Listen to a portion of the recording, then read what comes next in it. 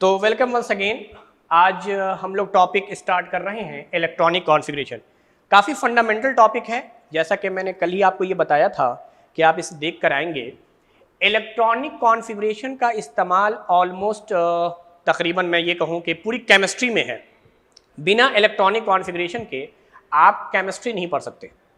तो केमिस्ट्री पढ़ने के लिए आपको इलेक्ट्रॉनिक कॉन्फ़िगरेशन आना चाहिए। इलेक्ट्रॉनिक कॉन्फ़िगरेशन अपने आप में एक बहुत ही इंपॉर्टेंट और इंटरेस्टिंग टॉपिक है।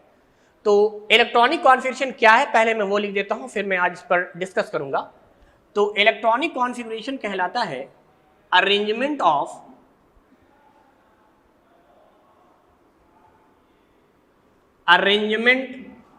या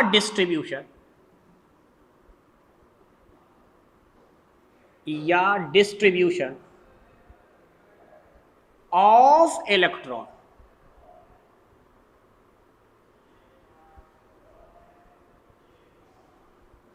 outside nucleus in different energy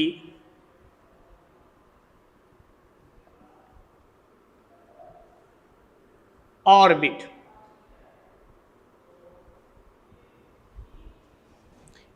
is called electronic configuration.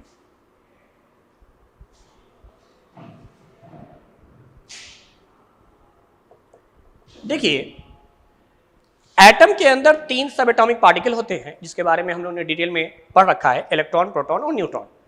उसमें हमने ये भी पढ़ा था कि प्रोटॉन और न्यूट्रॉन तो न्यूक्लियस के अंदर प्रोटेक्टेड हैं, वही एटॉमिक नंबर और एटॉमिक मास देते हैं, जबकि न्यूक्लियस के बाहर बहुत सारे डिस्ट्रिक्ट या स्टेशनरी ऑर्बिट हैं, जो बोर ने कॉन्सेप्ट दिया है, जिसका डिस्ट्रिक्ट और स्टेशनरी ऑर्बिट का।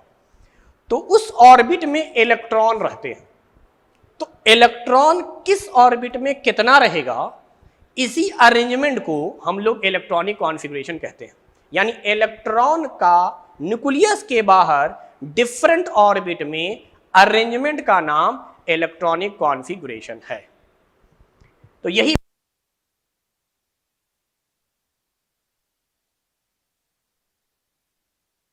एनर्जी के हिसाब से ये होता है।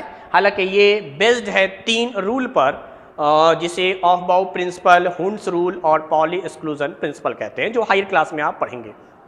यहां पर चूंकि आपको ये इलेक्ट्रॉनिक कॉन्फ़िगरेशन समझ में आए, जो ऑर्बिट पे मैं दिखला रहा हूं, इसके लिए मैं एक रूल बनाता हूं। और ये रूल किताब में है नहीं, ये रूल मैं सिर्फ समझाने के लिए आपको बताता हूं। ये मेरा अपना निकाला हुआ रूल है। तो रूल समझ लीजिए, रूल क्या है। ये रूल ये है कि किसी भी ऑर्बिट में अगर 2 इलेक्ट्रॉन फिल हो चुके हैं और 8 इलेक्ट्रॉन फिल हो चुके हैं, तो 2 इलेक्ट्रॉन फिल होने के बाद वो इलेक्ट्रॉन पीछे के ऑर्बिट में आना चाहता है, बैकवर्ड डायरेक्शन में मूवमेंट होना है, बैकवर्ड डायरेक्शन में। जबकि 8 इलेक्ट्रॉन के बाद ये मूव होगा फॉरवर्ड डायरेक्शन में,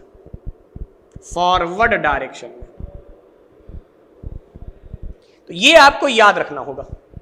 मतलब किसी भी ऑर्बिट में अगर 2 इलेक्ट्रॉन आ गए हैं, तो अब तीसरा नहीं आना चाहेगा, उसमें बहुत मजबूरी में आएगा तीसरा नहीं आना चाहेगा, वो चाहेगा पीछे जाए, पीछे के ऑर्बिट को भर दें, उसके बाद हम आगे आए। जबकि 8 के बाद इलेक्ट्रॉन हमेशा आगे जाएगा, फॉरवर्ड ऑलवेज। 8 पर तो हमेशा आगे जाना है। 8 इलेक्ट्रॉन अगर हो गया तो हमेशा आगे जाएगा। 2 पर चॉइस है, वो हम देखेंगे आगे तो हमें समझ में आएगा। ये मानकर चलिए कि ये रूल है जो मैंने बनाया है, और ये आपको समझ में आएगा इंशाल्लाह। और बहुत इंपॉर्टेंट है, इस पर हम बड़े बड़े इलेक्ट्रॉनिक कॉन्फ़िगरेशन कर सकते हैं इसी रूल को इस्तेमाल करके। 2 के बाद बैकवर्ड, 8 के बाद फॉरवर्ड हमेशा होना है, बैकवर्ड डिपेंड करेगा, देखेंगे कंडीशन पर। तो एक तो ये रूल आपको जहन में रखना है। बाकी इलेक्ट्रॉनिक कॉन्फ़िगरेशन स्टार्ट करने से पहले मैं आपको बताऊं कि बोर और बेरी ने ये बताया था कि किस ऑर्बिट में टोटल कितने इलेक्ट्रॉन रह सकते हैं। पहले भी प्रीवियस क्लास में इसको मैंने डिस्कस किया है बोर बेरी स्कीम के नाम पर, या ऑर्बिट की capacity in terms of electron. तो बोर बेरी ने जो स्कीम दिया था वो था 2n², यानी मैक्सिमम कितने इलेक्ट्रॉन रह सकते हैं किसी भी ऑर्बिट में। Maximum electron in any orbit, किसी भी ऑर्बिट में मैक्सिमम कितने इलेक्ट्रॉन, दैट इज 2n²। जहां अगर मैं n की वैल्यू 1 बोलूं यानी k, तो इसमें मैक्सिमम 2 इलेक्ट्रॉन। अगर n की वैल्यू 2 बोलूं तो मैक्सिमम 8 इलेक्ट्रॉन। 3 बोलूं 18 electron.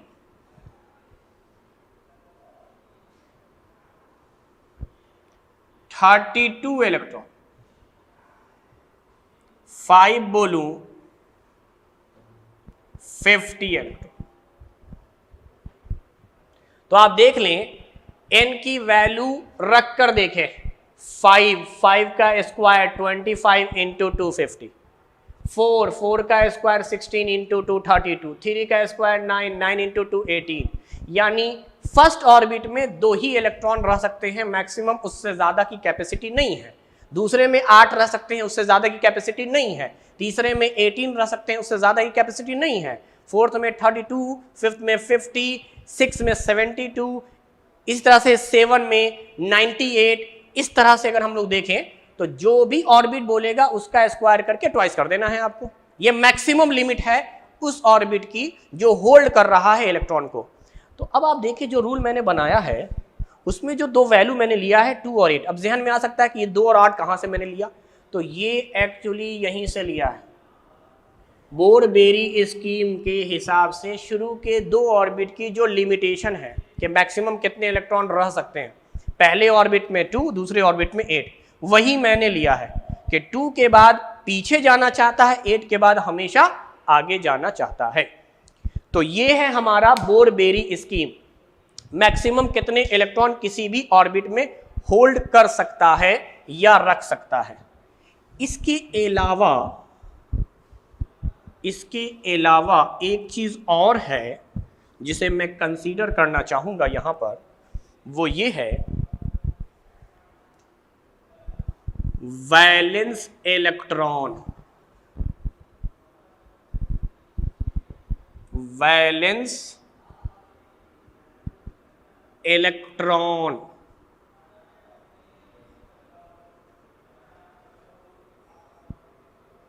Valence electron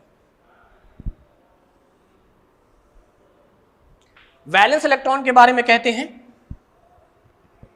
the number of electron present in outer most orbit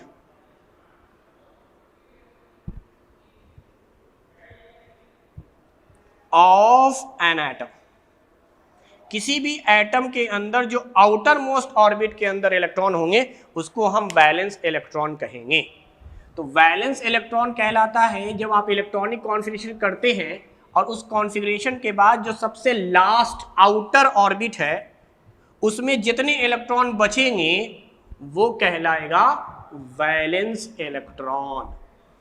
और याद रखिए, वैलेंस इलेक्ट्रॉन का जो रेंज है वो 1 to 8 है। The range of valence electron 1 to 8, 8 से ज्यादा भी नहीं हो सकता, 1 से कम भी नहीं हो सकता। ये 1 to 8 इलेक्ट्रॉन वैलेंस इलेक्ट्रॉन है। वैलेंस इलेक्ट्रॉन की और क्या खासियत है तो मैं बताऊं, it is a periodic function of group.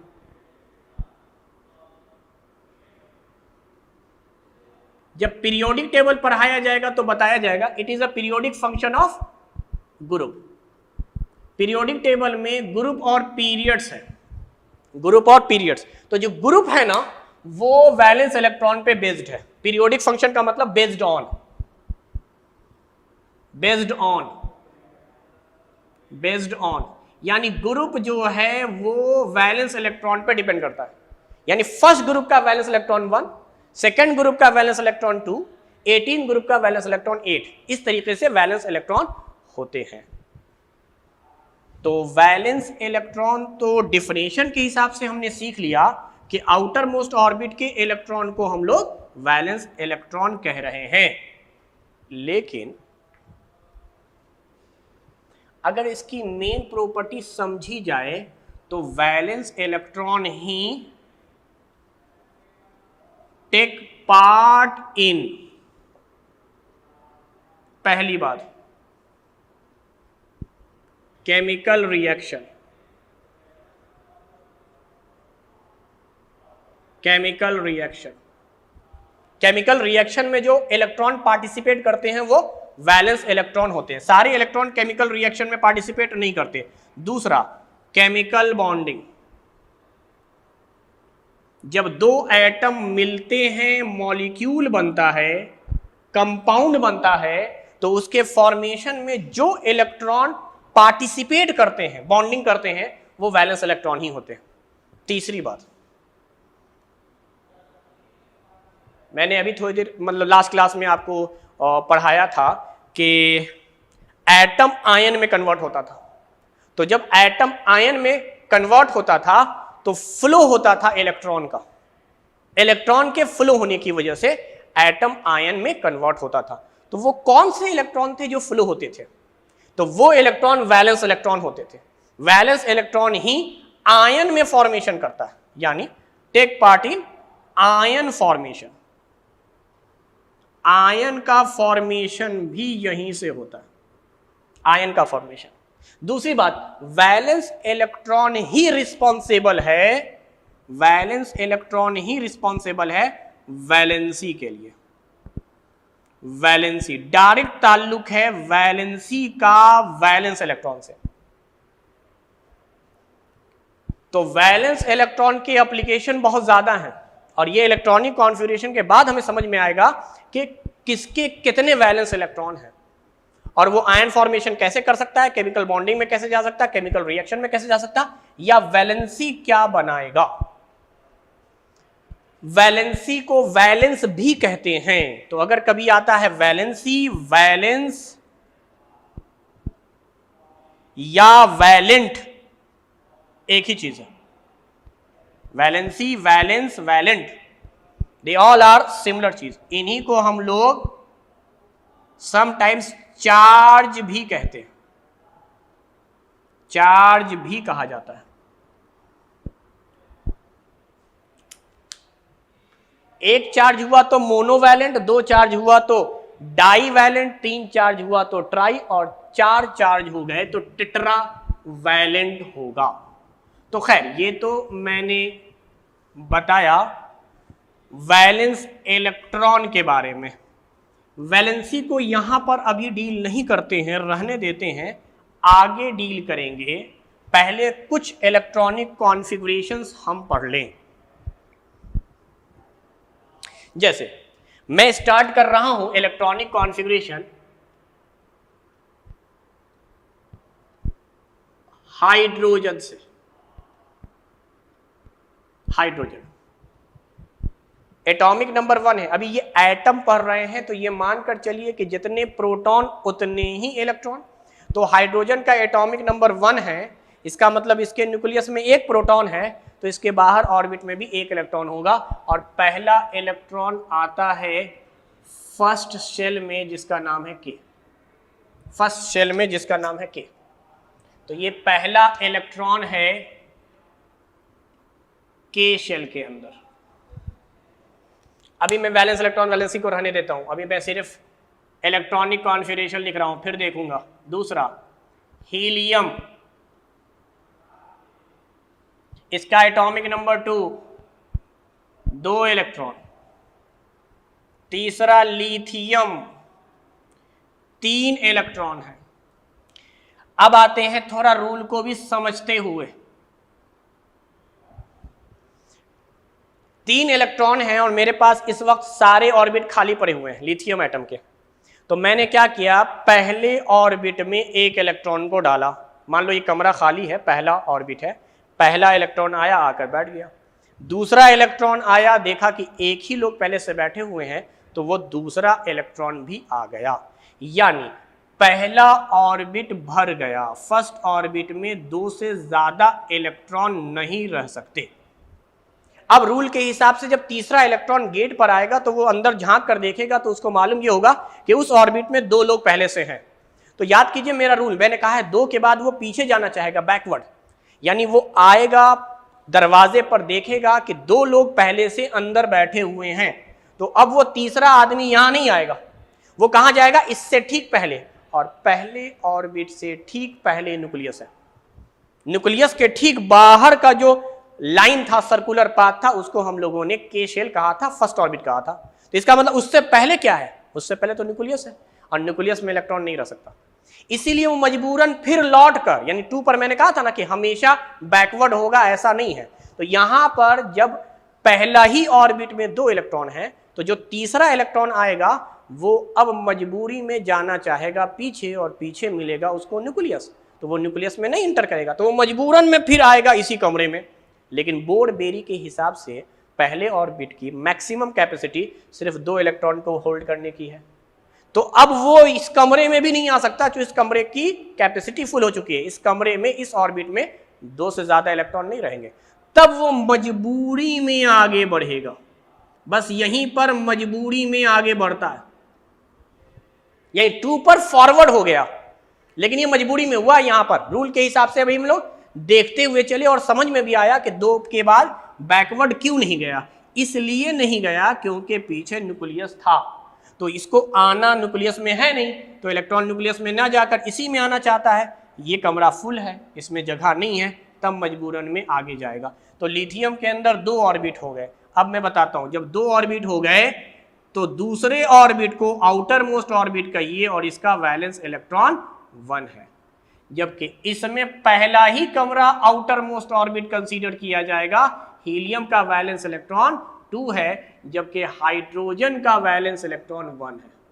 तो हाइड्रोजन और लिथियम, इन दोनों का वैलेंस इलेक्ट्रॉन 1 है। इन दोनों को फर्स्ट ग्रुप में रखा गया है।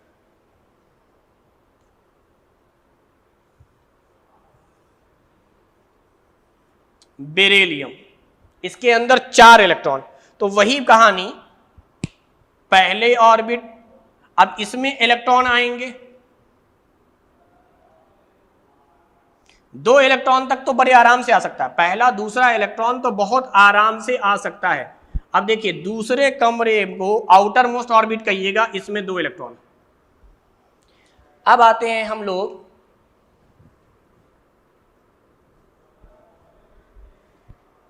एटॉमिक नंबर 5 बोरॉन का है। 5 इलेक्ट्रॉन भरने हैं। 2 इलेक्ट्रॉन के में भरा जा चुका था, और मैं बता दूं एल में भी 2 इलेक्ट्रॉन भरा जा चुका था। पहले हम लोगों ने कंडीशन बनाई बेरिलियम वाली।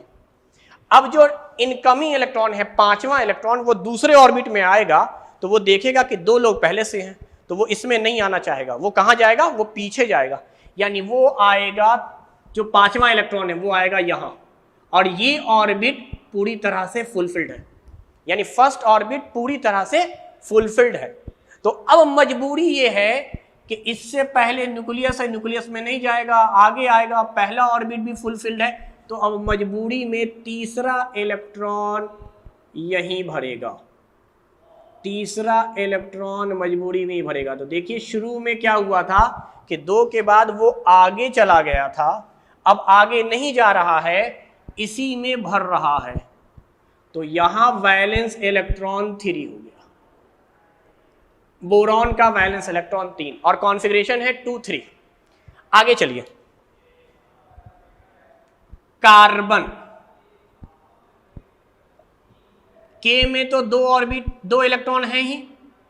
अब चूंकि दूसरे कमरे में 3 इलेक्ट्रॉन आ चुके हैं तो अब चौथा इलेक्ट्रॉन बाआसानी आ सकता है, क्योंकि मैंने कहा सिर्फ 2 पर सोचना है और 8 पर आपको सोचना है, तो 3 से 4 आसानी से हो जाएगा।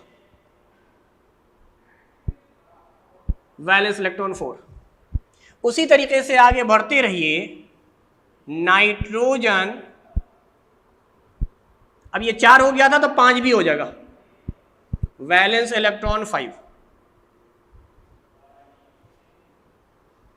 Oxygen, valence electron 6।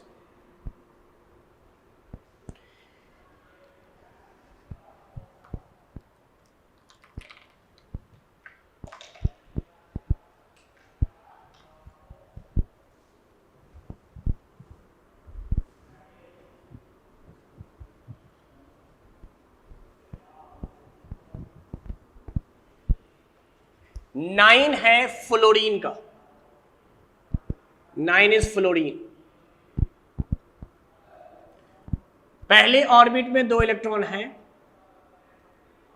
दूसरे ऑर्बिट में 6 थे, 7 आराम से हो जाएंगे, इसलिए वैलेंस इलेक्ट्रॉन 7।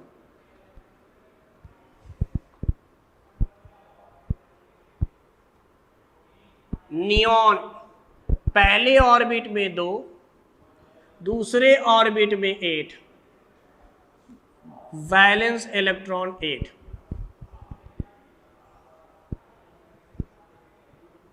सोडियम, पहले ऑर्बिट में 2, दूसरे ऑर्बिट में 8। अब सोचिए 8 के बाद अगर 9th इलेक्ट्रॉन आ रहा है दूसरे कमरे में, सेकेंड ऑर्बिट में 9th इलेक्ट्रॉन आ रहा है तो वो नहीं आ सकता। उसके पीछे 2 रीजन। पहली बात, रूल सिखाया था तो बताया था कि 8 के बाद हमेशा आगे जाएगा, 2 के बाद पीछे जा सकता है, लेकिन 8 के बाद तो हमेशा आगे जाएगा। दूसरा रीजन, बोरबेरी के हिसाब से अब दूसरे ऑर्बिट में स्पेस नहीं बचा है, दूसरे में तो 8 ही पर भर गया, तो पहले में 2 पे भर जाता है, दूसरे में 8 पे भर जाता है। इसीलिए आप आंख बंद करके 2 ऑर्बिट शुरू का भर दीजिए, मेरे रूल के हिसाब से ही भर दीजिए। किसी तरीके से भी 2 ऑर्बिट तक तो बड़े आसानी से कीजिए। जितने इलेक्ट्रॉन हैं, 1 इलेक्ट्रॉन पहले ऑर्बिट में आ जाएगा, 2 इलेक्ट्रॉन, दोनों इलेक्ट्रॉन पहले ऑर्बिट में आ जाएंगे, 3 इलेक्ट्रॉन पहले ऑर्बिट को भर दीजिए 2 इलेक्ट्रॉन से, उसके बाद तीसरा इलेक्ट्रॉन आप लेके जाएंगे दूसरे ऑर्बिट में। तो इस तरीके से आप कीजिए, 5 इलेक्ट्रॉन है, पहले ऑर्बिट को भर दीजिए, बाकी सेकंड में डाल दीजिए, पहले ऑर्बिट को भर दीजिए, बाकी सेकंड में डाल दीजिए। जब 2 ऑर्बिट भर जाएं तब रूल सोचेंगे हम लोग। तो सोडियम के अंदर 11th इलेक्ट्रॉन थे तो 10 इलेक्ट्रॉन हो गए, 11वां इलेक्ट्रॉन यहां आएगा, KLM, वैलेंस इलेक्ट्रॉन फिर से 1। तो आप अगर सोचें तो अब तक 3 एलिमेंट ऐसे मिले मुझे ड्यूरिंग इलेक्ट्रॉनिक कॉन्फ़िगरेशन जिसका वैलेंस इलेक्ट्रॉन 1 आया है, और वो मिले हैं हाइड्रोजन, लिथियम और सोडियम। इसलिए इन तीनों को फर्स्ट ग्रुप में रखा गया है। जबकि वैलेंस इलेक्ट्रॉन 4 वाला सिर्फ कार्बन मिला है, आगे और देखेंगे कौन मिलेगा। नाइट्रोजन का वैलेंस इलेक्ट्रॉन 5 है, 8 से ज्यादा वैलेंस इलेक्ट्रॉन नहीं मिल रहा है और 1 से कम नहीं मिल रहा है। तो ये इलेक्ट्रॉनिक कॉन्फ़िगरेशन का तरीका है। मैग्नीशियम 12 होते हैं, पहला ऑर्बिट भरा हुआ है, दूसरा ऑर्बिट भरा हुआ है, और तीसरे में अभी 1 ही इलेक्ट्रॉन है, 2 तो और आ सकते हैं, 2 तो आ ही सकते हैं, तो वैलेंस इलेक्ट्रॉन 2 हो गया।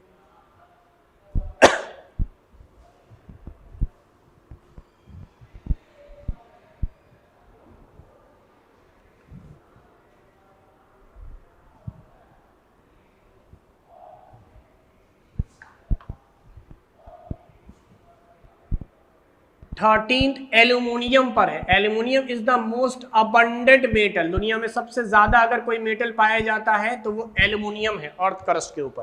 खैर, 13th इलेक्ट्रॉन, पहला ऑर्बिट भरा हुआ, दूसरा ऑर्बिट भरा हुआ। अब देखो रूल के हिसाब से तीसरा यहां नहीं आ सकता, तीसरे को जाना चाहिए पहले। न्यूक्लियस मिला, पहला ऑर्बिट भरा हुआ मिला, दूसरा ऑर्बिट भरा हुआ मिला, तो मजबूरी में ये यहां आएगा, मजबूरी में यहां आएगा। तो यूं समझो कि 2 के बाद बैकवर्ड आ ही नहीं रहा है शुरू में, शुरू में आ ही नहीं रहा है, बस 2 भर दिया, आगे बढ़ते रहो। तो इसका मतलब 283 valence electron 3, valence electron 3, 14 group, sorry 14th atomic number silicon, पहला ऑर्बिट के एल एम, ये मैं बता रहा हूं कि 284 भी लिख सकता था, मगर मैं ये लिख रहा हूं कि पहला ऑर्बिट जिसका नाम के है उसमें 2 इलेक्ट्रॉन है, दूसरा ऑर्बिट जिसका नाम एल है उसमें 8 इलेक्ट्रॉन है, तीसरा ऑर्बिट एम जिसमें 4 इलेक्ट्रॉन है।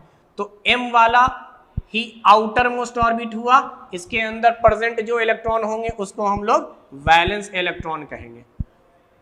15 फास्फोरस का है, याद करने में भी बड़ा आसान होता है ये सब।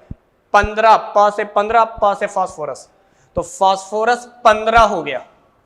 उसी तरीके से मैं यहां लिख देता हूं 16 16 सल्फर, सा से 16 सा से सल्फर, पा से 15 पा से फास्फोरस। एकदम आसान है याद करना, के एल एम 2 8 6 16 इलेक्ट्रॉन थे, भर दीजिए। वैलेंस इलेक्ट्रॉन यहां 5 हो गया, वैलेंस इलेक्ट्रॉन यहां 6 हो गया। तो इस तरीके से देखिए ऑक्सीजन और सल्फर के वैलेंस इलेक्ट्रॉन 6 मिले होंगे, नाइट्रोजन और फास्फोरस के वैलेंस इलेक्ट्रॉन आपको 5 मिले होंगे। कार्बन के 4 मिले थे तो सिलिकॉन के भी 4 मिले होंगे। तो जिनके वैलेंस इलेक्ट्रॉन सेम हैं उनको पीरियोडिक टेबल में सेम ग्रुप में रखा गया है, इसीलिए वैलेंस इलेक्ट्रॉन पीरियोडिक फंक्शन है ग्रुप का। चलिए आगे बढ़ते हैं। 17 क्या है? खतरा। इसका एटॉमिक मास फ्रैक्शनल होता था, इसीलिए खतरा समझ के याद रखेंगे। पहला ऑर्बिट कंप्लीट, दूसरा कंप्लीट, तीसरे में 7 electron, valence electron 7। 18 argon, inert gases, पहला ऑर्बिट, दूसरा ऑर्बिट, तीसरा ऑर्बिट, वैलेंस इलेक्ट्रॉन मैक्सिमम हो गया इनॉर्ड गैस। 8 से ज्यादा नहीं हो सकता। 19 आए, बहुत इंपॉर्टेंट, जिसपे बोरबेरी के स्कीम में लोग फंसते हैं। 19 पोटेशियम, पोटेशियम, कैलियम इसका लैटिन नेम है, सोडियम का नाम नाइट्रियम था। तो इसमें 19 भरने हैं आपको, मैं पहले 18 भर दूंगा। देखो KLM, KLM, पहला ऑर्बिट, दूसरा, तीसरा, यानी जैसे ही 9th इलेक्ट्रॉन आएगा थर्ड ऑर्बिट में, देखेगा कि पहले से 8 लोग हैं। हालांकि बोरबेरी के हिसाब से तीसरे में मैक्सिमम 18 रह सकते हैं, यानी 10 जगह वैकेंट पड़ा हुआ है। 10 प्लेसेस ऐसे हैं जहां इलेक्ट्रॉन आ सकते हैं, लेकिन 8 के बाद मैंने रूल क्या सिखाया है आपको? हमेशा फॉरवर्ड जाएगा, ऑलवेज। इसीलिए तो ये 8 9 नहीं होगा। अगर 9 हो जाता बेटा तो वैलेंस इलेक्ट्रॉन 9 होता, 8 थोड़ी होता। और मैंने सिखाया है कि वैलेंस इलेक्ट्रॉन मैक्सिमम 8 हो सकता, 8 से ज्यादा नहीं। तो 8 के बाद हमेशा फॉरवर्ड में जाइए, हमेशा फॉरवर्ड में जाइए। KLMN 4 ऑर्बिट हो गया इसके अंदर, और इसका वैलेंस इलेक्ट्रॉन 1 हो गया, यानी पोटेशियम का भी 1, सोडियम का भी 1, लिथियम का भी 1 और हाइड्रोजन का भी 1, यानी ये सब के 1 हो रहे हैं वैलेंस इलेक्ट्रॉन। तो याद रखिएगा 2 8 9 नहीं कीजिएगा। अभी मैं आऊंगा, इसी में आगे बढ़ूंगा, समझाऊंगा आपको। 20 आ गया बेटा, कैल्शियम, 2 8 8। अब ये चौथे ऑर्बिट में 2 इलेक्ट्रॉन तो आराम से रह सकता है। तो वैलेंस इलेक्ट्रॉन 2। 11th एंट्रेंस के पॉइंट ऑफ व्यू से आपको 20 तक का ही एटॉमिक नंबर जानना है। तो अगर आपको एटॉमिक नंबर और इलेक्ट्रॉनिक कॉन्फ़िगरेशन 20 तक का ही जानना था तो आपको उस रूल से कोई मतलब नहीं था जो मैंने कहा था कि 2 के बाद बैकवर्ड सोचना है, 8 के बाद फॉरवर्ड सोचना है। बस आपको एक्सेप्शन के नाम पर ये दोनों चीजें पढ़ा देनी चाहिए थी कि भैया पोटेशियम में ये मान के चलो 2881 होता है और कैल्शियम में मान लो 2882 होता है। लेकिन नहीं, मैं आपको कॉन्सेप्चुअली समझा भी रहा हूं साथ साथ, तो आप एकेडमिक के साथ साथ एंट्रेंस के साथ साथ कॉन्सेप्चुअल भी बनिए कि हम किसी का भी निकाल सकते हैं। एक लाइन सिर्फ एक्स्ट्रा पढ़ना था, उसके बाद चीजें बहुत क्लियरिफाई हो जाएंगी। जैसे 20 के बाद 21 एटॉमिक नंबर जो होता है वो होता है बेटा स्कैंडियम का, सिंबल है SC, स्कैंडियम 21 एटॉमिक नंबर। अब जरा सोचो, मैं क्या करता हूं, मैं 20 तक के इलेक्ट्रॉन का कॉन्फ़िगरेशन लिख लेता हूं, 2 8 8 2। यानी सिचुएशन क्या है, सिचुएशन ये है कि मेरे पास 4 कमरे हैं, पहले कमरे में 2 इलेक्ट्रॉन, नेक्स्ट कमरे में 8 इलेक्ट्रॉन, उसके नेक्स्ट में 8 और उसके नेक्स्ट जो आउटर है सबसे आखिर में उसमें 2। एक इलेक्ट्रॉन और आना है। अब वो इलेक्ट्रॉन जाहिर सी बात है सबसे आउटर में आएगा, कोई भी इनकमिंग इलेक्ट्रॉन जो आता है वो आउटर में आता है। तो अब 21वां इलेक्ट्रॉन 21st इलेक्ट्रॉन यहां आएगा। मैंने रूल शुरू में क्या लिखवाया था, 2 के बाद बैकवर्ड।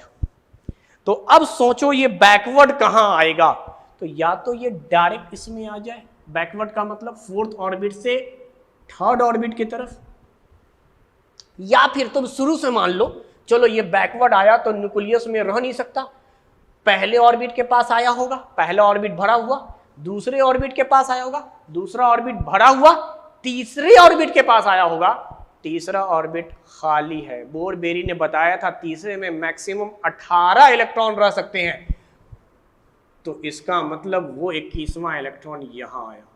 इसी को कहते हैं 2 के बाद बैकवर्ड।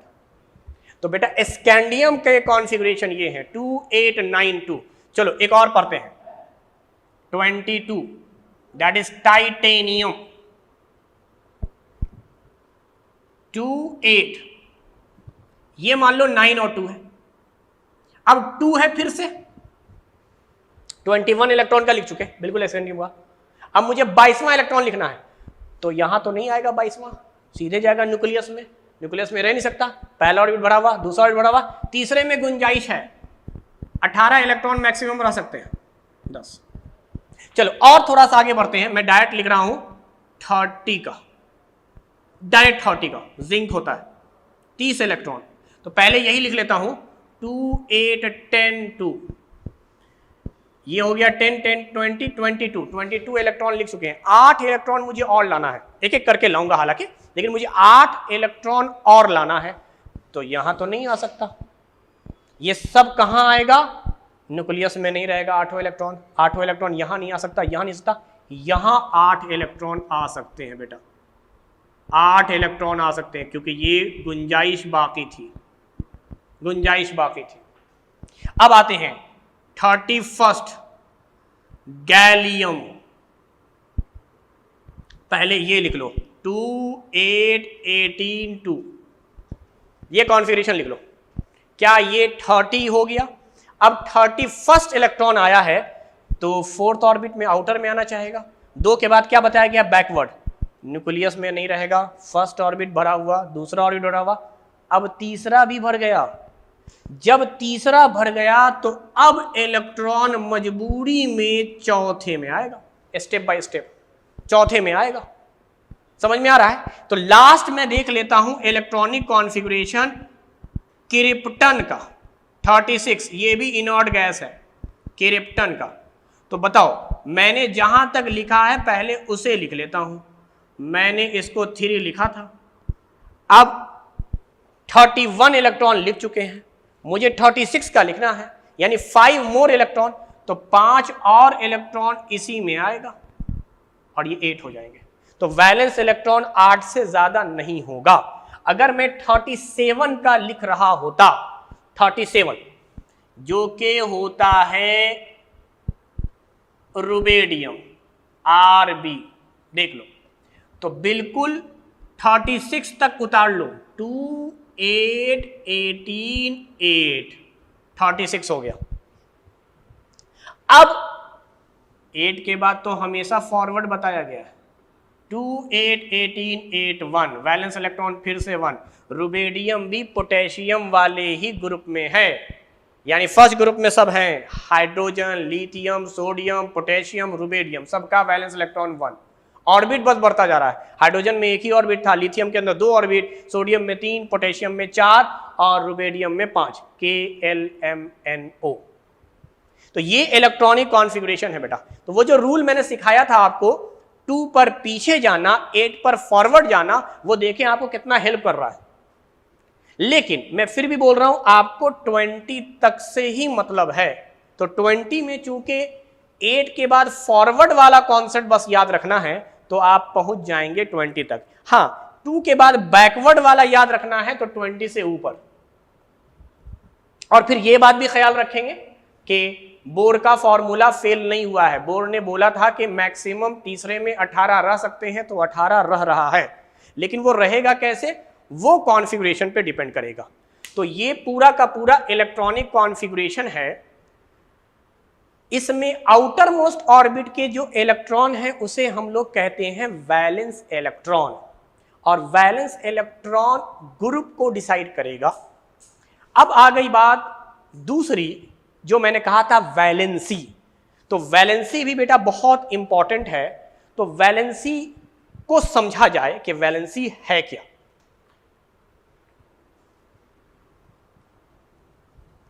क्योंकि वैलेंस इलेक्ट्रॉन का मेन एप्लीकेशन तो वैलेंसी ही है।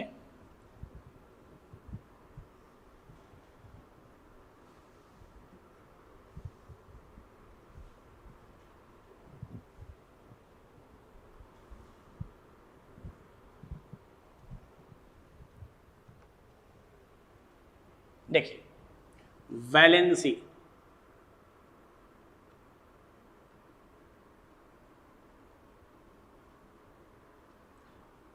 वैलेंसी कहते हैं कंबाइनिंग कैपेसिटी को, कंबाइनिंग कैपेसिटी को।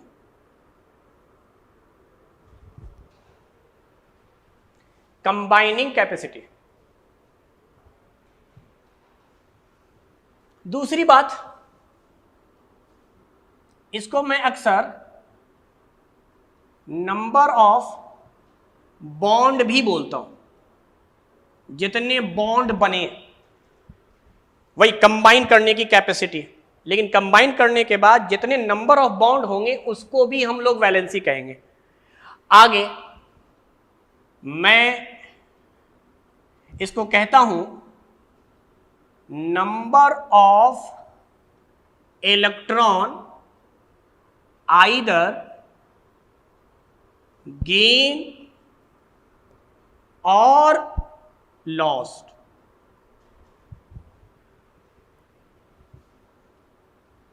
टू बिकम स्टेबल और कंप्लीट इट्स ऑक्टेट। ऑक्टेट के माने हो गए वैलेंस इलेक्ट्रॉन का 8 हो जाना। अगर वैलेंस इलेक्ट्रॉन 8 हो गया, 8 हो गया, तो ऑक्टेट पूरा हो गया। तो या तो कहिए कि स्टेबल होने के लिए, या बोलिए कि वैलेंस इलेक्ट्रॉन 8 करने के लिए कोई भी एटम जितने इलेक्ट्रॉन लेता है या देता है उसको हम लोग वैलेंसी कहते हैं। और ऐसा देखा गया कि वैलेंसी का जो रेंज है वो 0 से लेकर 4 तक है। 0 से लेकर 4 तक, 0 से लेकर 4 तक वैलेंसी का रेंज है। तो ये तो बात हो गई कि वैलेंसी क्या है। बाय डिफिनेशन के हिसाब से कंबाइनिंग कैपेसिटी है, नंबर ऑफ बॉन्ड है, या ऑक्टेट, या स्टेबल होने के लिए कोई एटम जितने इलेक्ट्रॉन देता है या लेता है उसे हम लोग वैलेंसी कहते हैं। अब यहीं पर मैं एक फॉर्मूला भी बना देता हूं, फिर समझाएंगे उसको कि वैलेंसी निकालना अगर आपको है तो वैलेंसी निकलती है वैलेंस इलेक्ट्रॉन पर। तो या तो वैलेंस इलेक्ट्रॉन के बराबर होगा या वैलेंस इलेक्ट्रॉन -8 होगा। ये फॉर्मूला है कि वैलेंसी की वैल्यू या तो सिर्फ वैलेंस इलेक्ट्रॉन के बराबर होगा या वैलेंस इलेक्ट्रॉन में से 8 माइनस कर देने पर बनेगा। अब ये दो फॉर्मूले मैंने लिख दिए, कहां पर कौन सा फॉर्मूला यूज होगा?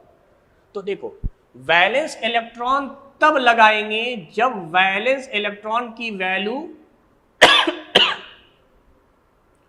1 से 4 के बीच में हो, और वैलेंस इलेक्ट्रॉन की वैल्यू अगर 4 से 8 के बीच में है तो आपको -8 करना पड़ेगा, -8 करना पड़ेगा।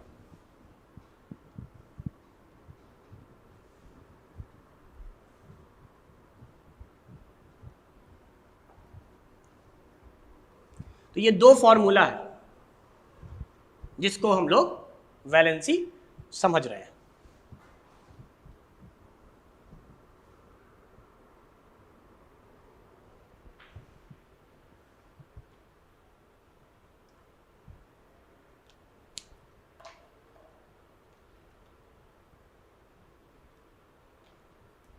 इसी फॉर्मूले को मैं थोड़ा सा और एक्सप्लेन करता हूं, उसके बाद हम सीधे आ जाएंगे टॉपिक पे। तो देखो, वैलेंसी बराबर वैलेंस इलेक्ट्रॉन, इस फॉर्मूले से जो वैलेंसी आती है, इस फॉर्मूले से जो वैलेंसी आप निकालेंगे वो पॉजिटिव होगी। यानी वैलेंसी एक तरह से मैंने बताया था चार्ज होता है, तो वैलेंसी बराबर वैलेंस इलेक्ट्रॉन, मतलब जितना वैलेंस इलेक्ट्रॉन उतनी ही वैलेंसी, यहां से जो वैलेंसी निकलेगी वो वैलेंसी पॉजिटिव होगी। और वैलेंसी अगर पॉजिटिव हो गई तो ऐसा माना जाता है कि ये मेटल है, मेटल है। अब पॉजिटिव वैलेंसी का मतलब केटायन है, मेटल केटायन बनाते हैं। जबकि अगर वैलेंसी को आपने इस फॉर्मूले से निकाला, वैलेंस इलेक्ट्रॉन -8 वाले फॉर्मूले से, तो वैलेंसी निकल कर आती है निगेटिव में, और निगेटिव वैलेंसी को कहते हैं कि वो एटम एनायन बन गया था, यानी इलेक्ट्रॉन लिया होगा, एनायन यहां दिया होगा, लॉस किया होगा। और ऐसा करना नॉन मेटल की प्रॉपर्टी है, यानी नॉन मेटल इलेक्ट्रॉन एक्सेप्टर होते हैं, इलेक्ट्रॉन एक्सेप्टर, इलेक्ट्रॉन को एक्सेप्ट करते हैं, जिसकी वजह से निगेटिव चार्ज आता है। निगेटिव चार्ज को निगेटिव वैलेंसी या एनायन कहते हैं। जबकि ये इलेक्ट्रॉन डोनर होता है, इलेक्ट्रॉन अगर आपने दे दिया तो देने की वजह से केटायन का फॉर्मेशन होता है, उसको पॉजिटिव वैलेंसी कहते हैं। तो एक कॉन्सेप्ट मेटल नॉन मेटल का वैलेंसी पर भी निकाला जा सकता है, वैलेंस इलेक्ट्रॉन पर भी निकाला जा सकता है, but it is not hard and fast rule.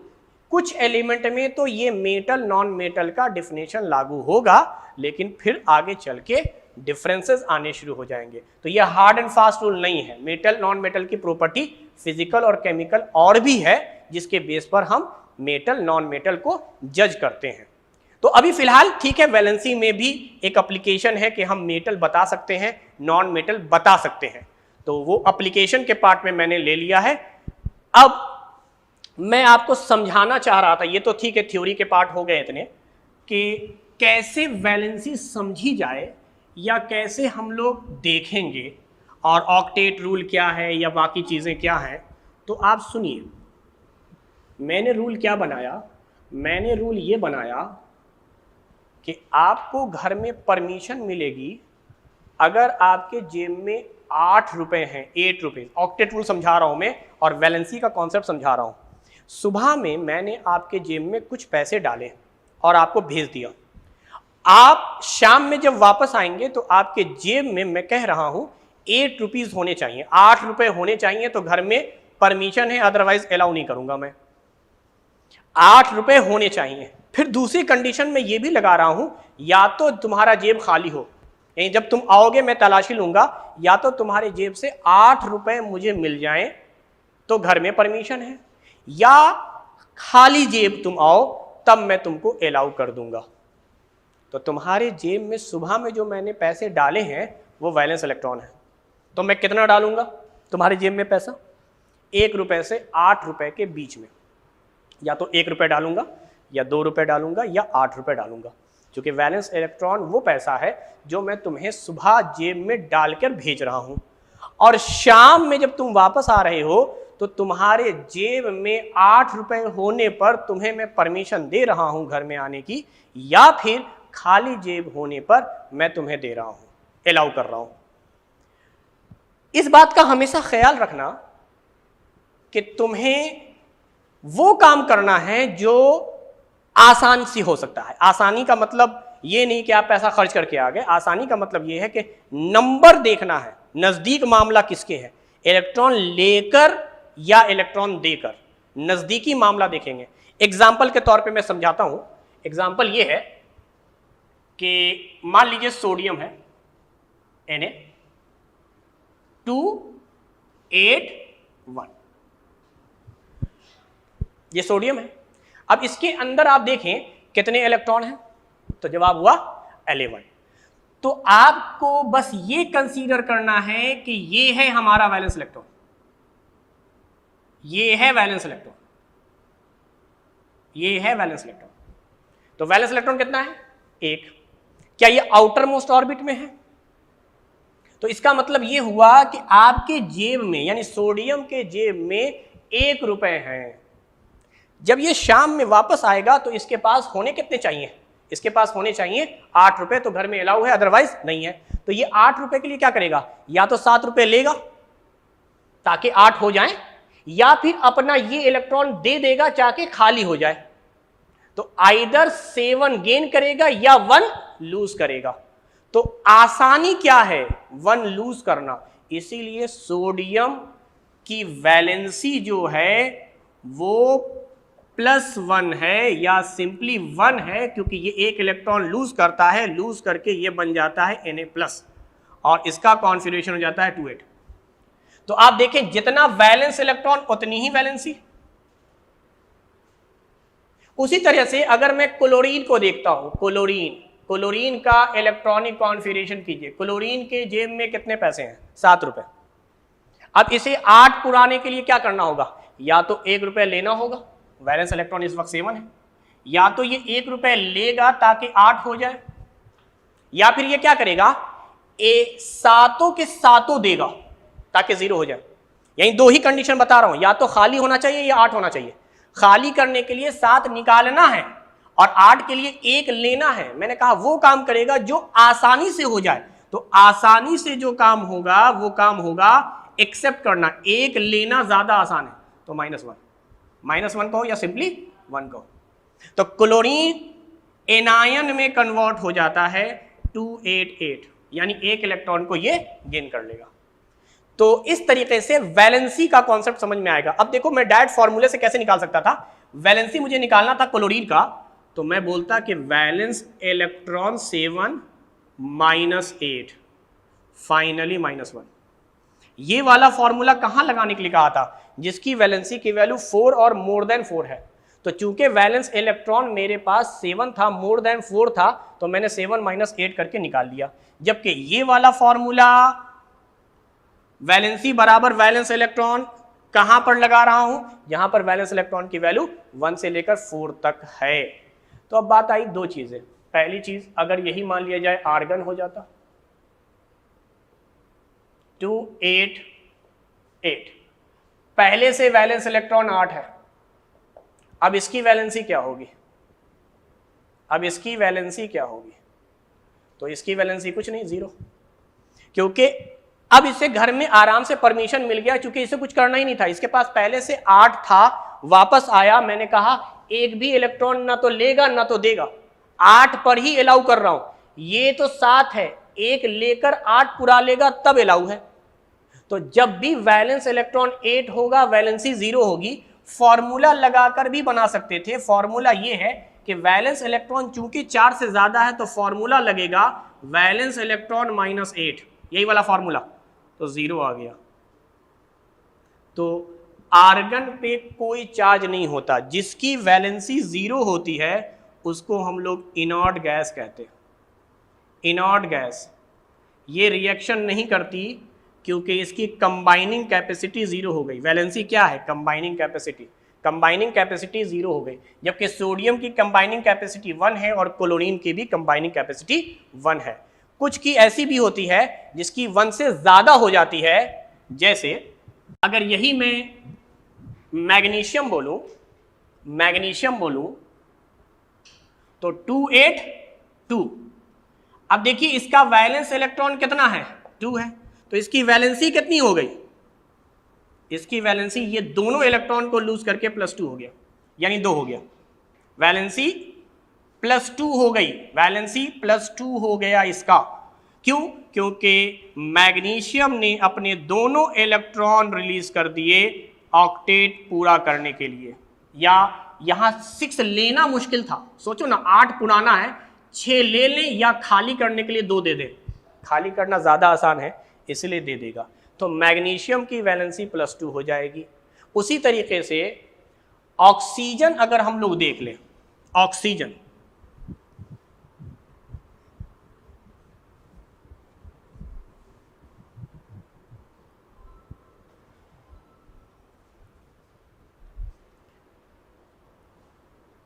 Oxygen अगर हम लोग देख लें तो ऑक्सीजन का कितना होता है? 2,6। तो इसका वैलेंस इलेक्ट्रॉन इस वक्त 6 है। इसको ऑक्टेट पुराने के लिए कितने चाहिए? 2 चाहिए। तो क्या ऑक्सीजन 2 इलेक्ट्रॉन ले लेगा? जब 2 इलेक्ट्रॉन ले लेगा तो इसकी वैलेंसी हो जाएगी -2 या सिंपली 2 का। ये तो 2 इलेक्ट्रॉन लेकर निगेटिव चार्ज बना रहा है, इसलिए -2 बोल रहा हूं। तो इसकी वैलेंसी 2 है क्योंकि ये 2 इलेक्ट्रॉन एक्सेप्ट करता है। मैंने लिखवाया था डिफिनेशन, जितने इलेक्ट्रॉन ऑक्टेट के लिए एक्सेप्ट किए जाएं या लूज किए जाएं, तो एक्सेप्ट और लूज में जो बराबर होगा वो वाला काम किया जाएगा। तो इसकी वैलेंसी बेटा 2 हो गई है, यानी ऑक्सीजन 2 इलेक्ट्रॉन गेन करके -2 बना लेता है। लास्ट बात, मैंने ये बताया था आपको कि ऑक्सीजन की तो कंबाइनिंग कैपेसिटी 2 है, क्योंकि वैलेंसी 2 है। वैलेंसी जितनी होती है उसी को हम कंबाइनिंग कैपेसिटी कहते हैं। मैंने एक चीज और बताया था आपको, नंबर ऑफ बॉन्ड, यानी ऑक्सीजन 2 बॉन्ड बनाएगा। ऑक्सीजन कितना बॉन्ड बनाएगा? 2। क्यों? क्योंकि इसकी वैलेंसी 2 है, कंबाइनिंग कैपेसिटी 2 है। अब 2 बॉन्ड बनाने के भी 2 तरीके, ये भी इंटरेस्टिंग है। 2 बॉन्ड बनाने के भी 2 तरीके। ऑक्सीजन सिंगल बॉन्ड दोनों डायरेक्शन में बना ले, या एक ही डायरेक्शन में दोनों बॉन्ड बना ले। 2 से ज्यादा बॉन्ड नहीं बनाएगा ऑक्सीजन। ऑक्सीजन 2 बॉन्ड बनाएगा, यही वैलेंसी है इसकी। ऑक्सीजन जब भी बनाएगा या तो सिंगल बॉन्ड 2 डायरेक्शन में बनाए, या डबल बॉन्ड एक ही डायरेक्शन में बना ले। उसी तरीके से मैं एक लास्ट ले लेता हूं, कार्बन। अगर वैलेंस इलेक्ट्रॉन 4 हो गया, अगर वैलेंस इलेक्ट्रॉन 4 हो गया, अब यहां पर क्या है? 2 चॉइस है आपके पास, या तो ये 4 के चारों इलेक्ट्रॉन लूज कर दे। जब ये चारों का चारों इलेक्ट्रॉन लूज कर देगा तो इसकी वैलेंसी हो जाएगी +4, यानी carbon will exist in +4 state. या 4 इलेक्ट्रॉन गेन कर ले। जब ये 4 इलेक्ट्रॉन गेन कर लेगा तो इसकी valency -4 and carbon will exist in -4 state. तो कार्बन दोनों चीज कर सकता है, इलेक्ट्रॉन दे भी सकता है, ले भी सकता है। डिपेंड करेगा दूसरा जो इसके साथ कंबाइंड हुआ है उसकी इलेक्ट्रॉन नेगेटिविटी क्या है। खैर 12, आप ऐसा जानो कि कार्बन का वैलेंस इलेक्ट्रॉन चूंकि 4 है तो इसके लिए दोनों काम करना आसान है, या तो ये 4 ले लेगा या 4 दे देगा, दोनों चूंकि बराबर है। यहां पर 2 लेगा 6 देगा, 6 देगा तब खाली होगा, या 2 लेगा तब 8 पड़ेगा। तो जहां पर भी अलग अलग न्यूमेरिकल वैल्यू आए तो आपको वो काम करना है जिसकी न्यूमेरिकल वैल्यू छोटी है, स्मॉलर है। तो ये हमने देख लिया। अब जरा बताया जाए मुझे, ये तो हो गया 2,8। अब मैं क्या बता रहा था आपको कि यहां कार्बन की वैलेंसी +4 भी हो सकती है, -4 भी हो सकती है। तो कार्बन की वैलेंसी अगर 4 है तो क्या कार्बन के पास 4 बॉन्ड बनाने की ताकत है? और कार्बन की कंबाइनिंग कैपेसिटी 4 या नंबर ऑफ बॉन्ड 4 है, तो 4 डिफरेंट तरीके से कार्बन बॉन्ड बनाएगा। कार्बन बना सकता है सिंगल सिंगल बॉन्ड चारों डायरेक्शन में, या डबल डबल बॉन्ड 2 डायरेक्शन में, या एक तरफ डबल बॉन्ड बाकी सिंगल बॉन्ड, या कार्बन बनाएगा ट्रिपल और सिंगल। याद रखिएगा, एक ही डायरेक्शन में कभी भी 4 बॉन्ड नहीं बनते हैं। तो कार्बन के 4 बॉन्ड बनाने की यही 4 कंडीशन है। 3 बॉन्ड एक साइड, 1 बॉन्ड एक side, 2 bond 2 bond, single single single, double single single. अब एक सवाल ऐसे ही जहन में आया कि क्यों आखिर कार्बन एक ही डायरेक्शन में 4 बॉन्ड नहीं बना सकता? तो ये 10th क्लास में कार्बन का चैप्टर है कार्बन एंड कंपाउंड, उसमें पढ़ाया जाता है कैटिनेशन, कि कार्बन के अंदर सेल्फ लिंकेज की प्रॉपर्टी है। अगर 2 कार्बन 4 बॉन्ड बना लें तो इसका भी वैलेंसी पूरा, इसकी भी वैलेंसी पूरी। अब ये आगे फर्दर कैटिनेशन नहीं कर सकता। तो कार्बन कैटिनेशन करता है, कार्बन कार्बन के लंबे लंबे चैन बनते हैं। लेकिन खैर ये एक थ्योरेटिकल बात हो गई, किताबों में जनरली यही दिया हुआ है, इसी को लोग मानते हैं कि कार्बन एक ही डायरेक्शन में 4 बॉन्ड नहीं बना सकता। लेकिन मैं दूसरा आपको टेक्निकल रीजन बताऊं, असल में क्या होता है, बॉन्ड एक्सिस पे बनता है। ये जो बॉन्ड बनता है इसको कहते हैं हम लोग कोवैलेंट बॉन्ड, और कोवैलेंट बॉन्ड जो होता है वो एक्सिस या ऑर्बिटल के ओवरलैपिंग से बनता है, मतलब एक डायरेक्शन होता है इन बॉन्डों का। और हमें मालूम है जब आप 3D में कोई भी स्ट्रक्चर देखते हैं तो उसमें मैक्सिमम 3 ही एक्सिस होती है, इसीलिए तो 3D नाम रहा है, x axis, y axis, z axis. चूंकि 3 एक्सिस है, x axis, y axis, z axis, तो कार्बन अपने चारों तरफ मैक्सिमम 3 ही बॉन्ड बना सकता है। अगर एक ही डायरेक्शन में कार्बन देख रहा है, एक ही डायरेक्शन में अगर आप देखें तो 3 एक्सिस है, x axis, y axis, z axis. तो वो एक साइड से जो व्यू होता है, टेट्राहेड्रल हालांकि स्ट्रक्चर हो गए, आगे से अगर आप देखिएगा तो उसको 3 बॉन्ड बना सकता है। तो 3 एक्सिस होने की वजह से कार्बन एक ही डायरेक्शन में 3 बॉन्ड बना सकता है, 4 बॉन्ड नहीं बनाता। यानी यहां पर एक्सिस का रोल है, x axis, y axis, z axis. आगे चल के पढ़ेंगे, एक बॉन्ड सिग्मा है, बाकी 2 पाई बॉन्ड है। जेड एक्सिस सिग्मा बॉन्ड बनाता है, एक्स एक्सिस और वाई एक्सिस पाई बॉन्ड बनाता है, जिसको परपेंडिकुलर भी कहते हैं। जेड के परपेंडिकुलर होता है एक्स और वाई। तो कुल मिलाकर आप ये मानकर चले कि 3 एक्सिस होने की वजह से कार्बन या कोई भी एलिमेंट 3 ही बॉन्ड बनाएगा एक तरफ, बाकी जितने बॉन्ड बनाने हैं वो दूसरी तरफ। तो कार्बन मैक्सिमम 4 बॉन्ड बना सकता है, टेट्रावैलेंट होता है, इसकी वैलेंसी 4 होती है। आप चाहे +4 माने, -4 माने, डायरेक्शन से कोई मतलब नहीं है, इस प्लस माइनस के साइन से कोई मतलब नहीं है। 4 जो मैं लिख रहा था, 2 ये तो सिर्फ समझाने के लिए है कि ये लेता है, कार्बन में प्लस का मतलब हुआ दे रहा है, माइनस का मतलब हुआ ले रहा है। तो ये कुल मिलाकर इलेक्ट्रॉनिक कॉन्फ़िगरेशन, वैलेंसी और वैलेंस इलेक्ट्रॉन का एक कॉन्सेप्चुअल टॉपिक हमने कवर किया। हालांकि ये सब चीज़ें आपको पीरियोडिक टेबल में बहुत आसानी से बता दी जाएंगी, बहुत आसानी से वहाँ समझ में आ जाता है ग्रुप और पीरियड में। तो आज का लेक्चर मैं इन्हीं टॉपिक पर ख़त्म करता हूँ। Thank you very much.